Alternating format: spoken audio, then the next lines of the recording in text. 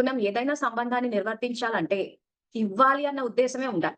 తీసుకోవాలి అన్న ఉద్దేశం ఉన్నప్పుడు తాత్కాలికంగా ఆ సంబంధాలు నిలబడతాయి. ఎప్పుడైతే అవతల వాళ్ళ నుంచి మనకేమీ రావట్లేదో, ఈ సంబంధం వల్ల నాకు ఉపయోగం ఏంటి? ఆ సంబంధం వల్ల ఉపయోగం ఏమీ లేదు అని చెప్పి సంబంధాలు మానుకునేస్తున్నారు.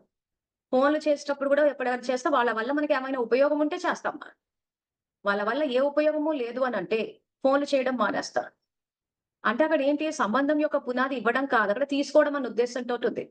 కానీ ఈ రోజు మనకు ఏ సంబంధం ద్వారా ఏది రావట్లేదు. మనమే ఇవ్వాల్సొస్తుంది అనంటే అది మనకు సేవ చేసే అవకాశం వచ్చినట్టే కదా! మనం తీసుకునే పొజిషన్‌లో ఉన్నామంటే దాత స్థితిలో లేనట్టు కదా!